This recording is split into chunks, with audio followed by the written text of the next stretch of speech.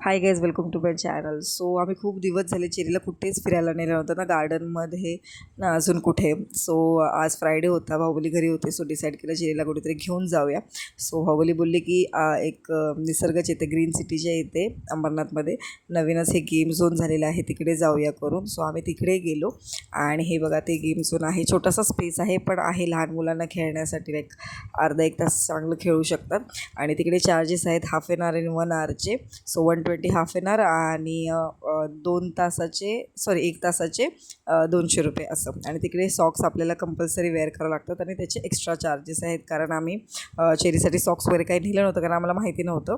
आणि मग तिकडे गेल्यानंतर चेरी तर फर्स्ट टाईम थोडा घाबरला वरती स्लाईडला जायला. त्यानंतर त्या मॅडम असतात ज्या त्यांना घेऊन गेला आणि मग चेरी हे बघा छान असं त्याने एन्जॉय केलं. मग एकदा त्याला कळालं तर चेरीने खूप मस्त एन्जॉय केले. इथे पुढे स्लाईड्स आणि बॅक साईडला मुलांसाठी थोडंफार खेळायला त्यांनी स्टफ ठेवलेलं आहे.